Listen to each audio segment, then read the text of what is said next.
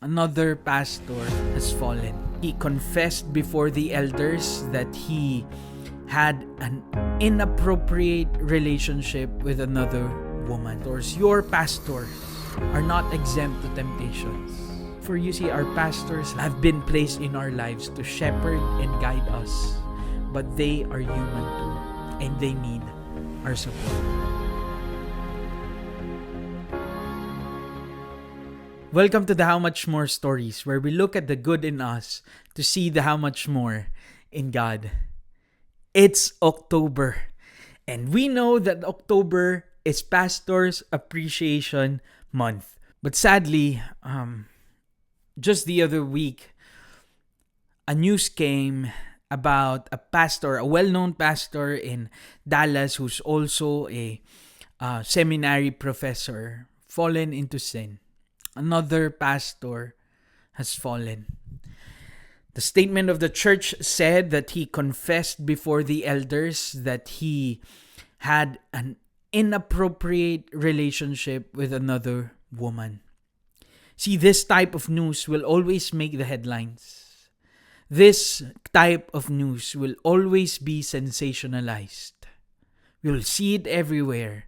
A lot of people will be discouraged, as they rightfully are. A lot of people will challenge once again the faith that we have. But you see, this type of news should also allow us to reflect that when these things happen, they are isolated cases. What do I say? An illustration I saw on Instagram Reels the other week says that when a plane lands, it will not make the news. Thousands of that happen every single day, but it will never make the news when a plane lands safely. But when a plane crashes, that will make the headlines. See, there are a lot of pastors out there, in light of what we have just heard, that pastors falling, but there are a lot of pastors out there fulfilling God's call in their lives. There are a lot of pastors out there who are serving their church faithfully, who are keeping their marriage pure, who are being good fathers to their children. There are pastors out there serving the community that they are in, being a blessing to them. There are pastors out there who are sending missionaries, and they themselves going to places where the gospel has not been there, to fulfill and spread the kingdom of God in this world.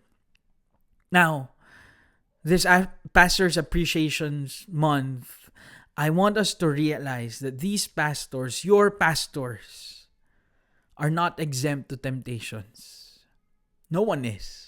You and I, we are not exempt to temptations. That's why in today's video, I want to list five struggles of pastors that they go through every single day, and make suggestions for pastors and for members of the church on how we can help ourselves and help our pastors.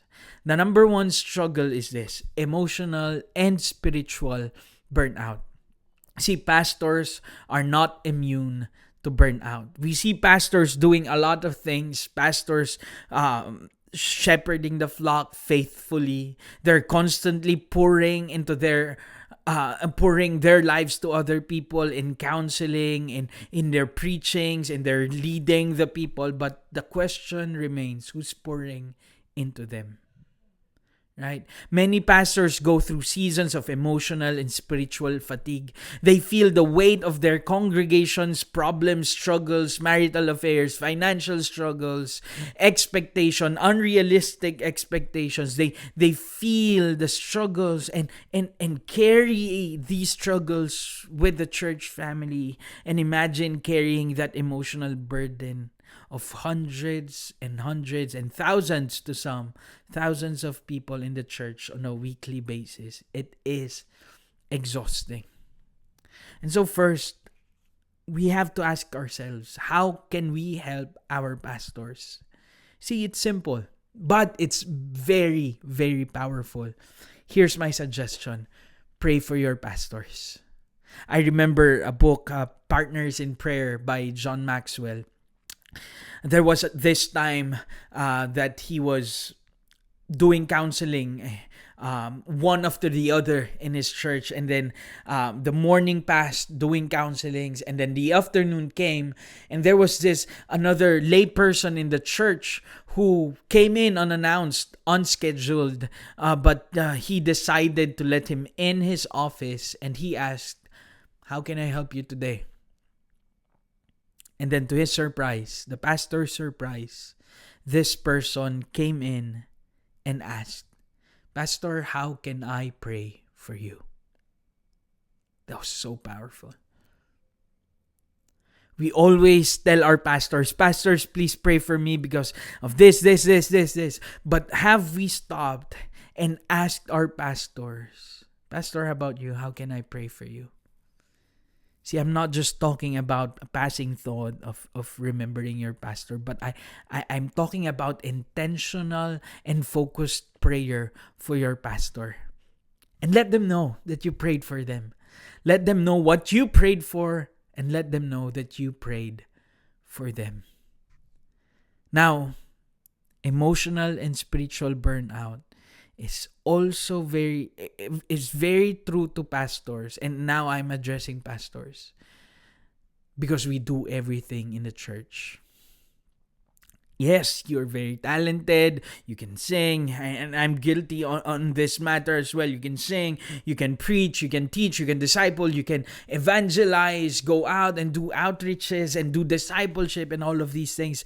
But we have to learn how to say no in order for us not to be burned out. We have to learn how to say no for us not to be burned out. We have to prioritize our well-being also. We have to also have a personal time with the Lord. And I've read this before, that a lazy pastor is a busy pastor because they allow other people to fill up their schedule. That whenever someone would call, they would answer. Whenever someone would ask them to go to their place, they would go. And they don't have their set schedule. Have you ever told your members and said, "I can't because I have set this time as a personal time with the Lord"? You see, pastors, we also have to know and learn how to say no in order for us to prioritize our emotional and spiritual well-being so that we will not be burnt out. And that ties up to the second struggle of pastors: self-management and work-life balance. I'm not saying time management because time is constant. That's 24 hours. You don't manage time, you manage yourself and how you use your time. Many pastors struggle to find this balance. Again, because they allow other people, they allow the church to fill in their schedule instead of really sitting down and filling your schedule with meaningful things, with your relationship with the Lord, with your family, and then with work, with the church. See, I've seen this throughout my life. Pastors who do not know the line between life, family life, and work. That everything is work. Personal time and church responsibilities, the line is blurred. And this can lead to strained family relationships or even burnout, sadly. And that's why the church should learn to respect the boundaries that pastors place in order for them to minister well in their family, in order for them to have a personal relationship with Jesus. So respect your pastor's time. Encourage them to take breaks or vacations, without them feeling guilty. Don't expect them to be available at all hours. Offer to step up in small ways. And this is where we can help them too in their burnout, so that they won't be burned out, so that they will have a work-life balance, so that they can be present with their family. Serve in the church. The Spirit has gifted you with gifts that you can use as a part of the church. See, we are one body with many parts. We should use our talents, our gifts that God has given to perform, not just perform, but to serve in the church, so that our pastors would be, encouraged to focus on their relationship with God, focus on equipping the saints, focus on edifying the church, focus on their families. We have to also be part of what God is doing in the church.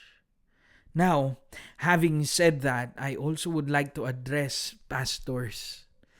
I told you a while ago, learn how to say no.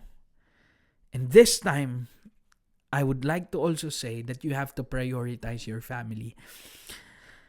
During my wedding day, I wrote the vow and I told my wife this during our wedding day. I said, I vow to never be a pastor who will put church first. That I will have my wife and my family as my number one priority. They are our first ministry, not the church, not our work. Our first priority is our family, your wife, your children. Be present in their lives. Be present. And set boundaries. This is really, really important. Sometimes we open ourselves to them 24/7. Oh yeah, you can call me anytime you want. That should not be the case. They should not call you at the middle of the night. I tell the church that I go to this. I tell them that if it's not a matter of life and death and it's 12 midnight, don't call me.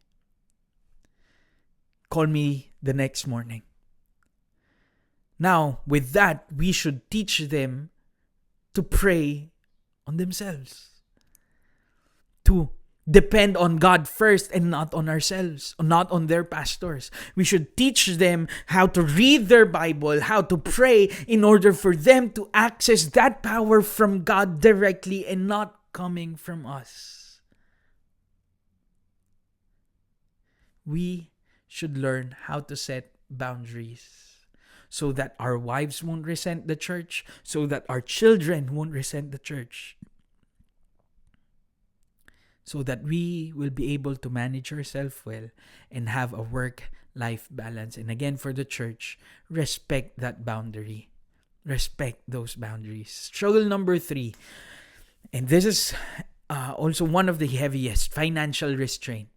See, pastoring isn't always a lucrative career. In fact, many pastors face financial stress, especially those in smaller churches. They might have to take on multiple jobs to live on a tight budget while still giving generously to others. Now, as members of the church, we should help our pastors, whether that's considering giving financial gifts, not only during the Pastor's Appreciation Month, but throughout the year. Set aside, it should not be, it can be small, it can not be huge, doesn't have to be, but just, offer support to them. And it can also be not through monetary gifts, but for example, help them with their groceries, help them with taking care of their baby so that they won't hire a babysitter, small tasks that we can do for them in order for them not to be financially restrained, mow their lawn, and do their groceries, all of these things that we can do for them. See, make sure that your pastors know that their well-being is just as important as their work. And pastors, learn how to budget and trust God with your resources. And I tell you, time and time again in my life as a pastor, God has proven himself to always provide. Just like what Paul said, right? I know how it is to live with many. I know how it is to live with only little things. but I can do all things through Christ who strengthens me. I know how it is to be satisfied with whatever it is that God has blessed me with. Let us be good stewards, and let us be satisfied with what God has given us. And struggle number 4, and this is tough too, loneliness and isolation. See, it might sound strange, but pastors can often feel incredibly lonely. Yes, they are surrounded with people, but they still feel isolated because of their role. Sometimes pastors feel that they are the leader and not part of the community. Now, what can we do about this? And it can really be lonely, because I understand that some pastors, but rather pastors cannot share what they're going through in their family, in their personal life, in their struggles in leading the church. They cannot share all of those things to members of the church, right? And so they go through loneliness and isolation. And here's how we can help. Make an effort to connect with your pastor outside of church duties. Do not just meet with your pastor and call your pastor just because you have church concerns, or just because you have personal struggles that you want to share them with. Call your pastor to have family dinner, right? Call your pastor to have some coffee with him. No agendas whatsoever, but because he's a friend, but because he's part of the community, but because he's, invite him in casual events. All of these things make him feel like he's part of the community. Let them know that they're a part of the community, not just the leader of it. Make sure they feel seen and supported. And for pastors, I also encourage you to surround yourselves with other pastors, with accountability brothers, that you can share your personal struggle with, without feeling condemned. I am very blessed to have people around me who are there to listen and not judge and not condemn, who are curious to know what I'm going through, not because they want to judge or condemn, but just because they are curious. Surround yourself with people who will embrace you for who you are, just as how Jesus embraces you for who you are. They are the presence of Jesus in your life. And so, I encourage you, pastors, to do that, to battle loneliness and isolation, because you are not alone. You are not alone in this calling. Struggle number 5, lastly, constant criticisms and unrealistic expectations. See, pastors are human. We know that, but most of the time we forget it. We expect them to have all the answers. We expect them not to commit any mistakes. We expect them to always be available. Unfortunately, these are unrealistic expectations that leads to pressure and discouragement and burnout. See, constant criticism, whether overt, explicit, or subtle, can weigh heavily on the hearts of our pastors. Sometimes there are just, people who are so good at criticizing, so good at putting unrealistic expectations, that we forget that as members of the church, the first thing that we should do is to extend grace. Appreciate the effort, appreciate the time, appreciate the love that your pastors put in the work. Instead of nitpicking small things, focus on the bigger picture. Focus on the heart of your pastor. Focus on the dedication of your pastor. I understand that there are pastors who are lazy. We should rebuke them. We should criticize them. But once we do that, we elevate them in a position wherein they would, do things for God. Again, coming from restedness so that they can minister well. Extend grace. Words of encouragement, again, would go a very, very long way. Instead of always criticizing, instead of always putting unrealistic expectations. See, your pastors carry more than you might see on the surface. As a church community, in the church that you are in, as you're listening to this, we have the privilege of lightening that load, even if it's just a little. Take the time this month and beyond this month. Yes, it's Pastors Appreciation Month. Let's do well in appreciating our pastors. But after this month too, write that encouraging note. Pray for them. Be mindful of their time. Respect the boundaries they set. Help them feel less lonely. For you see, our pastors have been placed in our lives to shepherd and guide us. But they are human too. And they need our support. And so, pastors, this is where the God of how much more comes in. Pastors, we have to realize that we are just under shepherds. Pastor Love would always tell me, my pastor in Baguio City would always tell us in the leadership, that Jesus is the senior pastor of our church. We are just under shepherds.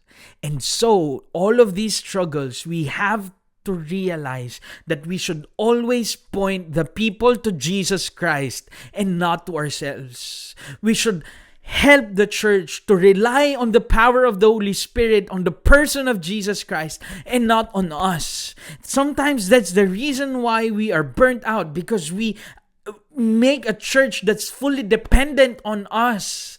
We should make a church that's fully dependent on God, and that we are there to shepherd them as under shepherds of Jesus Christ, because Jesus said it himself in John chapter 10 verse 11, I am the good shepherd. The good shepherd lays down his life for his sheep. He is the senior pastor of your church. Point people to him and not to yourself, so that Jesus would be the center of everything that we do. And Jesus should be the one that our church is fully dependent on. So let's do this together. Let's love, encourage, and appreciate our pastors like never before. Thank you so much for watching this video. If you enjoyed this, you can send this to your pastor as a form of encouragement to them, letting them know that you're thinking of them. You can comment and tag your pastor so that they can listen to this, and consider subscribing and like and following this page. Thank you so much, and let's put to heart these steps that we are to take for this month and moving forward, and let's put them into action. Thank you so much. God bless you.